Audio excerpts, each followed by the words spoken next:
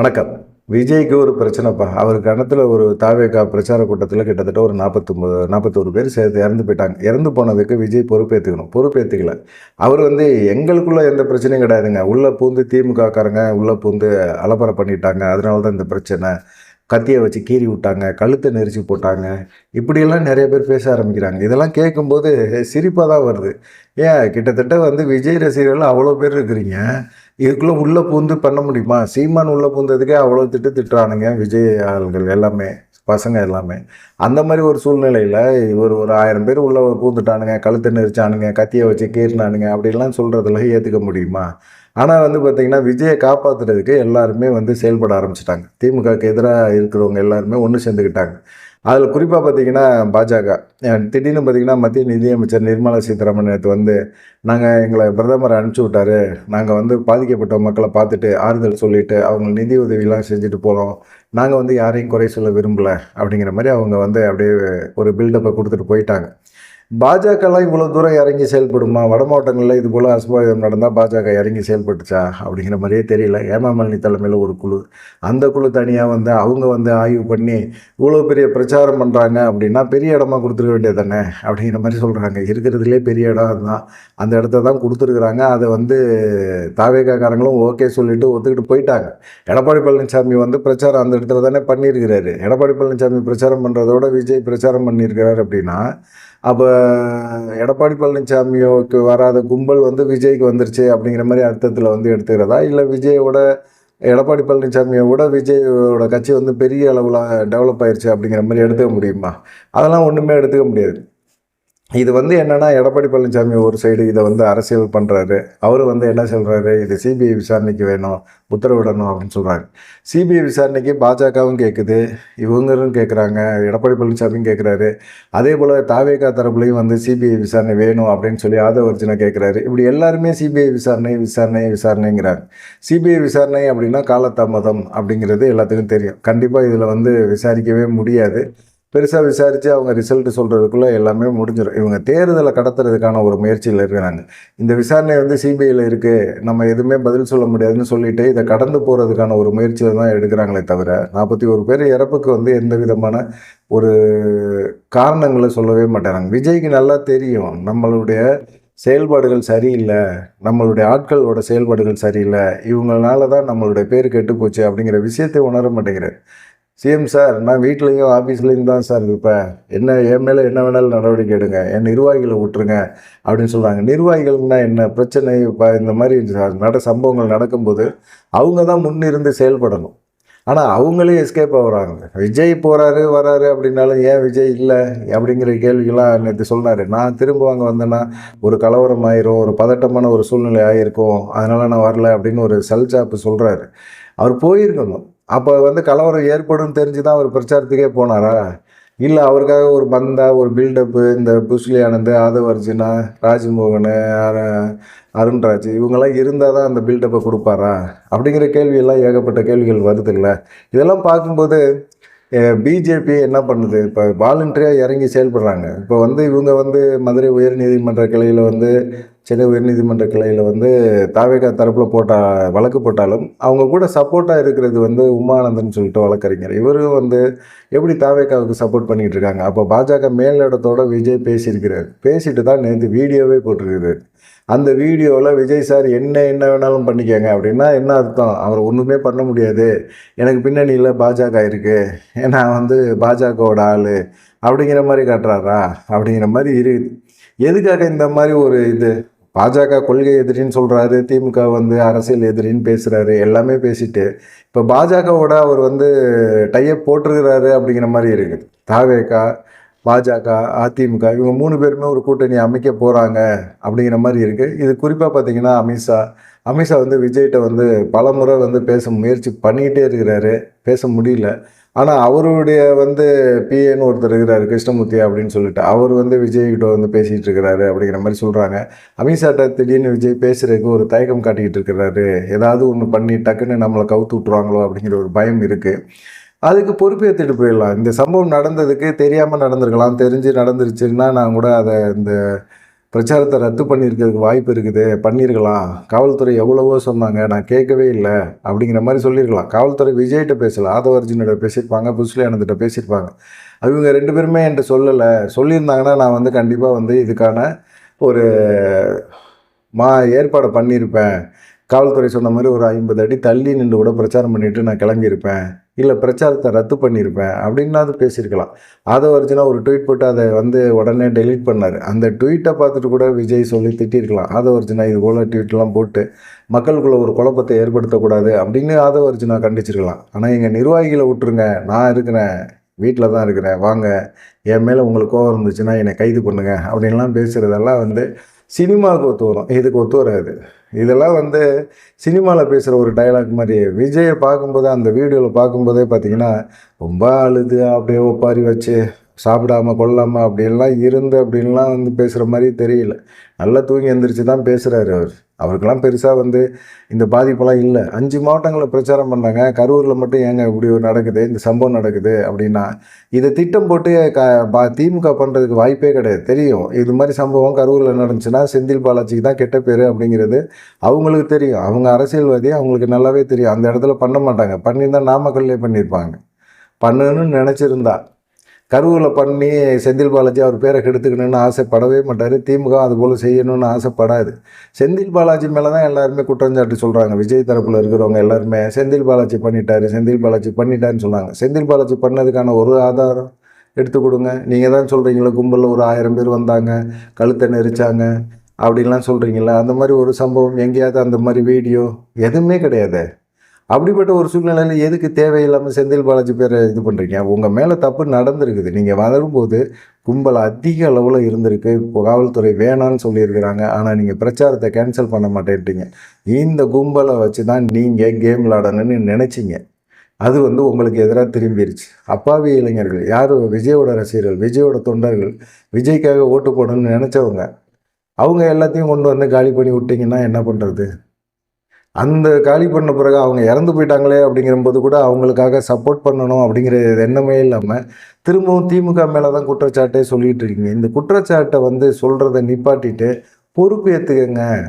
இந்த சம்பவத்துக்கு எங்கள் தரப்புலையும் ஒரு ஏதோ தவறு நடந்துருச்சு அப்படின்னு பொறுப்பேற்றுக்கிறதுல என்ன இருக்குது? ஒரு தலைவன் வந்து தவறில் பொறுப்பேற்றுக்கிறது தான் தலைமை பண்போட அழகே. அதே ஏற்றுக்க முடியாது அப்படின்னு சொல்லும்போது எப்படி அவரை நம்பி தமிழ்நாட்டில் அவரை சிஎம் ஆன பிறகு அவர் வந்து இந்த பஞ்சு டைலாக் பேசிகிட்டு இருக்கிறதுக்கெல்லாம் லாய்க்பட்டு வராது. அரசியல் வேறு, சினிமா வேறு. இவர் சினிமாத்தனமான ஒரு வேலையை தான் இன்னமும் பண்ணிக்கிட்டே இருக்கிறார். அரசியலுக்குள்ளே அவர் வரவே இல்லை. அரசியலே அவர் பண்ணவே இல்லை. அரசியல் பண்ணவும் தெரியல. அது இல்லாமல் பார்த்தீங்கன்னா புருஸ்லி ஆனந்தே பல தடவை சொல்கிறாரு, இவனுங்களை கட்டுப்படுத்தவே முடியல. யாரை? தாவேகா தொண்டர்களை இவனுங்களை கட்டுப்படுத்தவே முடியல. இவனுங்க நம்ம சொல்கிற பேச்சை கேட்க மாட்டேறான்னு சொல்கிறார். அப்போ வந்து எப்படி ஒரு கட்சியோட பொதுச்செயலாளர் இருக்க முடியும்? ஒரு கட்சி வந்து கட்டுப்பாடோடு இருக்குன்னா மைக்கில் கூப்பிட்டு ஒரு வார்த்தை சொன்னால் அந்த வார்த்தையை கட்டுப்பட்டு நிற்கிறவன் தான் தொண்டர். அப்படி நிற்க வைக்கணும். விஜய் நிற்க வைக்க முடியலை. விஜய் வந்து லைட்டை போட்டு ஆஃப் பண்ணால் கத்துறானுங்க, போகிறானுங்க, வரானுங்க, அதை ரசிக்கிறார்.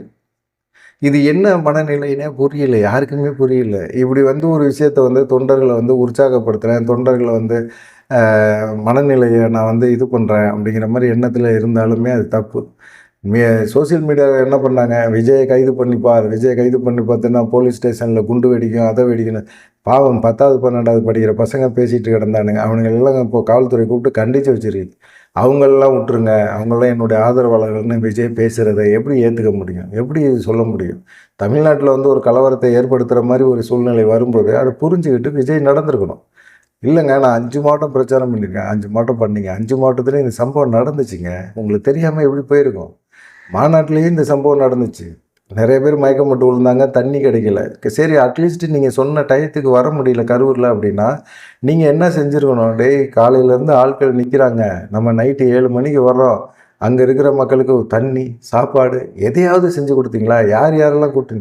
இதெல்லாம் தானாக சேர்ந்த கூட்டம். அவங்களாம் வரும்போது எடுத்துகிட்டு வந்துருக்கணும். வந்துட்டாங்கல்ல, வந்தவங்களுக்கு ஏதாவது ஒன்று கொடுக்கணுமா வேணாமா? கொடுத்துருக்கணும்ல. அவங்க தண்ணி இல்லாமல் இது பண்ணாமல், அது இல்லாமல் நெரிசல், மூச்சு விட முடியாமல் எப்படி இதெல்லாம் பண்ண முடியும்? ஒன்றுமே செய்ய முடியாத ஒரு சூழ்நிலை இருக்குது. இப்போ வந்து என்னென்னா விஜய்க்கு பாதுகாப்பு கொடுத்துருக்குறாங்க.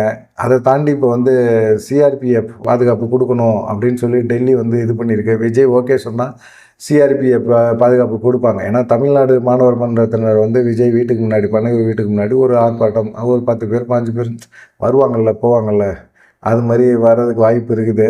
இப்போ வந்து என்னென்னா, இப்போ சிஆர்பிஎஃப் அந்த பாதுகாப்பு கொடுக்கலாம் அப்படின்னு சொல்லி பாஜக தரப்பு முன் வந்திருக்குது. விஜய் இன்னும் ஒன்றும் சொல்லலை. சிஆர்பிஎஃப் கொடுத்தாங்க அப்படின்னா நம்மளுடைய காவல்துறை, தமிழ்நாட்டு காவல்துறை கூட இந்த பாதுகாப்பு படைக்கு பின்னாடி தான் நிற்க முடியும்.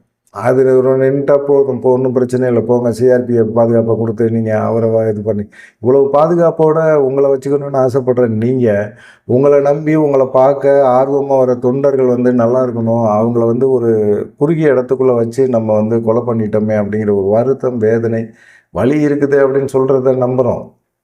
ஆனால் அந்த வேதனை படணும்ல, அதை திருத்திக்கணுமா வேணாமா? இனிமேல் திருத்திக்கிறேன், இனிமேல் பெரிய இடத்துல வந்து நம்புகிறேன். இது வரைக்குமே நடந்த சம்பவங்கள் எல்லாத்தையுமே வச்சு காவல்துறை நிபந்தனைகள், அத்தனை நிபந்தனைகள் போட்ட போதும் பார்த்தீங்கன்னா நீங்கள் வந்து அதை ஏற்றுக்கவே இல்லை.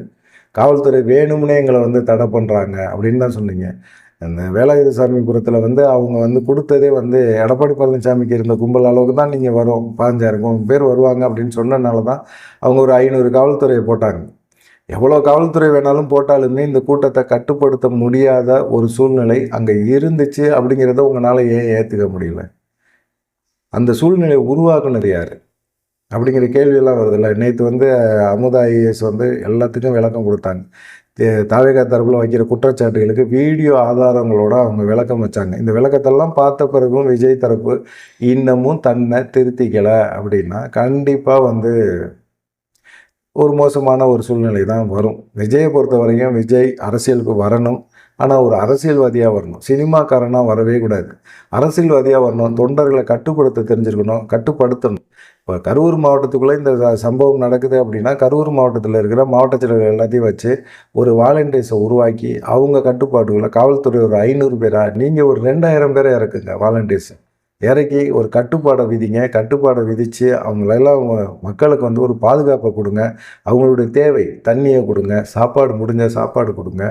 இவ்வளோ நேரம் காலதாமதம் ஆகுது, அவங்களுடைய தேவைகளுக்கு நம்ம இப்போ பூர்த்தி செய்யணும் அப்படின்னு செஞ்சுருக்கணும். லீவு, வார லீவு, சனிக்கிழமை தான் நான் பிரச்சாரத்துக்கு வருவேன் அப்படின்னு சொல்லி வந்தீங்க. அது இல்லாமல் குவார்ட்டர்லி லீவு வேறு பசங்களுக்கு, எல்லா பசங்களும் வந்துட்டானுங்க. என்ன பண்ணுறதுனே தெரியல, ரொம்ப வந்து இது பண்ணிட்டாரு. இப்போ வந்து இவர் வந்து விஜய் சொல்கிறாரு, சிஎம் சார் நான் வீட்லேயும் அலுவலகத்துலேயும் தான் இருப்பேன், எப்போ வேணாலும் நீங்கள் வந்து என்னை வந்து கைது பண்ணலாம், பண்ணிக்கங்க, என் மேலே நடவடிக்கை எடுங்க, என்னை நம்பி வந்த நிர்வாகிகளை வந்து விட்டுருங்க. அப்படின்னா எப்படி விட முடியும்? அவங்க தானங்க உங்கள் நாலேஜுக்கே கொண்டு வராமல் எல்லா வேலையும் பார்த்தது. அவங்கள எப்படி விட சொல்கிறீங்க?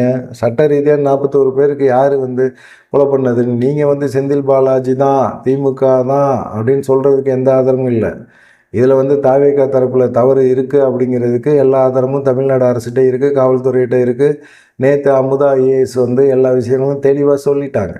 சொன்ன பிறகு நீங்கள் திரும்பவும் இதே வார்த்தையை, இதே புலம்பலை, திமுக மேலே குற்றச்சாட்டு மட்டும் சொல்லணும் அப்படின்னு சொன்னால் உங்கள் மேலே வந்து கண்டிப்பாக வந்து மக்கள் மத்தியில் ஒரு அதிருப்தி உருவாகிடும். விஜய் மேலே ஒரு நம்பிக்கை இருந்துச்சு, ஒரு மாற்று அரசியலை கையில் எடுப்பார், மாற்று அரசியலை கொண்டு வருவார், திமுகவுக்கு மாற்றாக அவர் வருவார், அதிமுக எங்களுக்கு வேணான்னு நினைக்கும் போது விஜய் வர்றாரு, விஜய்க்கு நாங்கள் ஓட்டு போடுவோம் அப்படின்னு நினைக்கிற அந்த மக்கள் மனசில் ஒரு சரியான ஒரு நம்பிக்கையை விதைக்கிறத விட்டுவிட்டு தவறான ஒரு விஷயத்த திமுக தான் இதுக்கெல்லாம் காரணம் அப்படின்னு சொன்னால் திமுக வந்து அங்கே என்ன பண்ணிச்சு, ஒரே ஒரு ஆதாரத்தை கொடுங்க. குற்றச்சாட்டு சொல்கிறீங்களா? ஆதாரம் இல்லாமல் எப்படி குற்றச்சாட்டு சொல்கிறீங்க? கரூர் மக்களுக்கு உண்மை தெரியும். நீங்கள் வந்து சோசியல் மீடியாவில் எதை வேணாலும் நீங்கள் பேசி பரப்பி அந்த இதை வந்து மக்களை நம்ப வைக்கிறதுக்கான முயற்சியை நீங்கள் எடுக்கலாம். திமுக தாங்க இவ்வளோக்கும் காரணம்னு சொல்லலாம். ஆனால் அதை மக்கள் நம்புகிறாங்க, அவங்க தாவேகா தரப்பில் நம்புகிறாங்க அப்படின்னா அதை ஏற்றுக்க முடியாது.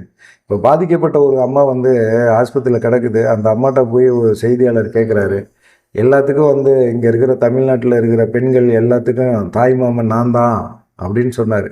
அடிபட்டு கிடக்கிறோம், ஓடி போயிட்டார்.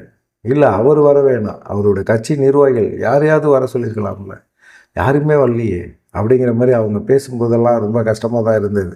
இவ்வளோ பெரிய பிரச்சனை நடந்திருக்குது. ஒரு 3 நாள் கழிச்சு ஒரு தலைவர் வந்து கொடுக்குறாரு, பேட்டி கொடுக்குறாரு, அவரும் வீடியோ போடுறாரு அப்படின்னா அதை ஏற்றுக்கவே முடியாது அப்படிங்கிற மாதிரி தான் இருக்குது. ஏன்னா இப்போ திருபுவனம் அஜித்தோட வழக்கை வந்து சிபிஐக்கு மாற்றினாங்க. சிபிஐக்கு மாற்றிட்டு அதை வந்து திமுக அரசே வந்து சிபிஐக்கு கொடுத்தது. அந்த பஞ்சாயத்து பெருசாக இருக்கும், போய் அவங்களே விசாரிச்சுட்டு அவங்களே வரட்டும் அப்படிங்கிற மாதிரி விட்டுட்டாங்க. ஆனால் அந்த வழக்கு போல் இந்த வழக்கை விட முடியாது. ஏன்னு கேட்டிங்கன்னா, இப்போ தேர்தல் வேறு நெருக்கத்தில் வந்துகிட்டே இருக்குது. சிபிஐ விசாரணை அப்படின்னு சொன்னால் இவங்க எல்லாருமே குற்றச்சாட்டை வந்து திமுக மேலேயும் முன்னாள் அமைச்சர் செந்தில் பாலாஜி மேலேயுமே சொல்லிக்கிட்டு இருக்காங்க. இப்போ சிபிஐ விசாரணை அப்படிங்கிற மாதிரி சமயத்தில் செந்தில் பாலாஜியை வந்து கூப்பிட்டு விசாரணைக்குன்னு கூப்பிடுவாங்க. செந்தில் பாலாஜி தான் இதுக்கு காரணம் அப்படின்னு சொல்ல வைப்பாங்க. கொஞ்சமாவது லாஜிக்காக நம்ம யோசிச்சு பார்த்தோம்னா, செந்தில் பாலாஜி கரூரில் சம்பவம் பண்ணுறதுக்கு தேவையே கிடையாது. அவர் எங்கிட்டாவது பண்ணியிருக்க முடியும், நாமக்கல்லில் பண்ணியிருக்க முடியும் அவர்னால. ஆனால் அவர் அங்கே செய்யாமல் அவர் சொந்த ஊரில் வச்சு சூனியம் வச்சுக்குவாரா?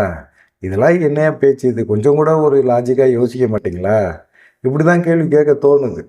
இப்போ அது இல்லாமல் இது சிபிஐக்கு விசாரணை பண்ண விட்டாங்க அப்படின்னா, இவங்க வந்து எப்போ வேணாலும் வந்து தேர்தல் சமயத்தில் செந்தில் பாலாஜிட்டையும் திமுகவில் இருக்கவங்கள்ட்டையும் விசாரணை அப்படிங்கிற மாதிரி சொல்லுவாங்க. இவங்க பிரச்சாரம் பண்ணும்போது எடப்பாடி பழனிசாமி ஏற்கனவே செந்தில் பாலாஜியை நாங்கள் ஆட்சிக்கு வந்தால் ஜெயிலில் தூக்கி வைப்போம் அப்படின்னு சொல்லிட்டு அவர் கிடக்கிறாரு. இப்போ பாஜக வந்து என்னென்னா, தாவேக நம்ம சைடு கூட்டணி கூப்பிட்டுக்கிட்டே இருந்தோம். இப்போ ஒரு பிரச்சனை ஆகி போச்சு. பிரச்சனைக்கு காப்பாற்றணும், விஜயை காப்பாற்றணும்னா விஜய் நம்மகிட்ட வந்து தான் ஆகணும். நம்ம விஜயை காப்பாற்றிடுவோம். விஜய் அதுக்கு கைமாறாக வந்து நமக்கு கூட கூட்டணி வைக்கணும் அப்படிங்கிற ஒரு எண்ணம் இருக்குது. அதிமுக, தாவேகா, பாஜக கூட்டணி. இந்த கூட்டணி ஏற்கனவே வந்து தாவேகா வந்து பாஜகவோட பி டீம்னு சொல்லிட்டு இருக்காங்க. விஜய்க்குன்னு இருக்கிற ஆதரவு பெருசாக இருக்குது. பாஜகவோட கூட்டணி வைக்கட்டும், வச்சாருன்னா நம்ம வந்து ஜெயிச்சிருவோம், ஆட்சியை உட்காந்துருவோம், அதுக்கப்புறமா நம்ம பார்த்துக்குவோம் அப்படிங்கிற ஒரு எண்ணத்தில் இப்போ இவங்க வேறு செய்கிறாங்க. இவர் வந்து சிபிஐ விசாரணைக்கு போட்டோம்னா நம்ம தேர்தல் சமயத்தில் நம்ம திமுக தான் ஏதோ தப்பு பண்ண மாதிரி இதை வந்து எதிர்கட்சிகள் எல்லாமே பிரச்சாரம் பண்ணுவாங்கன்னு சிஎம் பயப்படுறாரு. அதனால் வந்து அவர் என்ன யோசிக்கிறாரு அப்படின்னா, நீதிமன்றம் விசாரணை பண்ணட்டும், நீதிபதிகள் என்ன சொல்கிறாங்களோ சொல்லட்டும், நம்ம அதுக்கப்புறமா நம்ம வேலையை நம்ம காட்டுவோம் அப்படிங்கிற ஒரு எண்ணத்தில் இருக்கிறாரு. விஜய் மேலே அவர் நடவடிக்கை எடுக்கணும்னு இல்லை, ஆனால் விஜய்க்கு இதை குற்றவாளி அப்படின்னு செய்யணும்னு நினைக்கவும் இல்லை. அதனால தான் அவர் அந்த கருத்தை அந்த வீடியோவில் சொல்கிறார். ஒரு தலைவன் தன்னுடைய தொண்டர்கள் இறந்து போவதை விரும்பவே மாட்டாங்க அப்படின்னு சொல்கிறாரு. விஜய்க்கு சப்போர்ட்டாக தான் பேசுகிறாரு. ஆனால் 2ஆம் கட்ட தலைவர்கள்னு இருக்காங்களா விஜய் கூட, அவங்க தான் வந்து இந்த செயலுக்கு, இந்த குற்றத்துக்கு, சம்பவத்துக்கு அடிப்படை காரணமே அவங்க தான். இவ்வளோ நெருக்கடி இருக்கும்போதும் அவங்களால புரியும், ஏதோ ஒரு அசம்பாவிதம் நடக்க போகுது அப்படிங்கிற ஒரு விஷயம் அவங்களுக்கு நல்லாவே தெரியும். இதுக்கு முன்னாடி நடந்த மாநாட்டிலையும் தெரியும். தெரிஞ்ச பிறகும் அவங்க வந்து அதை பெருசாகவே யோசிக்கலை, கன்சிடர் பண்ணலை. காவல்துறை எச்சரிக்கையை அவங்க மீறுறாங்க. கொடுக்குற நிபந்தனைகளையும் அவங்க தட்டி கழிக்கிறாங்க. இப்படி தொடர்ந்து செயல்படுறத வந்து ஏற்றுக்கவே முடியாது. அப்படிங்கிறனால தான் அவங்கள குற்றவாளியாக சேர்த்து அவங்கள கைது பண்ணுறாங்க. கரூர் மாவட்ட செயலர் 2 பேர்த்தையும் தூக்கி 5 நாள் காவலில் போட்டாங்க. இப்போ ஆதவர்ஜுனை கைது பண்ணுவாங்க, புஸ்லி ஆனந்தை கைது பண்ணுவாங்க. விஜய் மட்டும் வெளியே விட்டுருவாங்க. விஜய் வந்து என்ன பண்ண போகிறாரு அப்படிங்கிறதா. வந்து ஒரு தலைவர் அப்படின்னா பொறுப்பேற்றுக்கணும். தவறு எங்கே நடந்துச்சுன்னு தெரியாது. என்னுடைய பிரச்சார கூட்டத்தில் தவறு நடந்துருச்சு, அதுக்கு நாங்களும் பொறுப்பேற்றுக்கிறோம் அப்படின்னு ஒரு வார்த்தை பேசுறதுக்கு என்ன இருக்குது? இறந்து போன மக்களுக்கு ஒரு மன்னிப்பு, அந்த இடத்துல இப்படி ஒரு சம்பவம் நடந்துச்சு, என்னை நம்பி வந்தவங்களுக்கு இப்படி ஒரு சம்பவம் நடந்து போச்சே, நான் வருத்தப்படுறேன் அப்படின்னு சொல்லி ஒரு சாரி எதுவுமே கேட்கல. திமுக குற்றம் சொல்கிறதுக்காக ஒரு வீடியோ போடுறாரு அப்படின்னா என்ன மனித தன்மை அப்படிங்கிறது தான் புரியல. நீங்கள் என்ன நினைக்கிறீங்க? விஜய் வந்து என்னடா தொடர்ந்து குற்றச்சாட்டு சொல்லிக்கிட்டே இருக்கிறான் அப்படிங்கிற மாதிரி நினைக்கலாம். ஆனால் விஜய்க்கு ஆதரவாக தான் நம்ம ஆரம்பத்துலேருந்தே வீடியோ போட்டது. விஜய் வந்து ஜெயிப்பார், விஜய் வந்து தனிப்பட்ட முறையில் சிஎம் ஆவார், எதிர்கட்சி தலைவராக கூட ஆகிறதுக்கு வாய்ப்பு இருக்குது அப்படிங்கிற மாதிரிலாம் வீடியோ போட்டோம். இந்த சம்பவம் வந்து விஜய் ஏற்றுக்கலை அப்படிங்கிறனால தான் விஜயோட தவறுகளை வந்து சுட்டி காட்டுறமே தவிர விஜய்க்கு வந்து எதிராகவே பேசலை அப்படிங்கிறத நீங்கள் புரிஞ்சுக்குவீங்க அப்படின்னு நம்புகிறோம். நன்றி, வணக்கம்.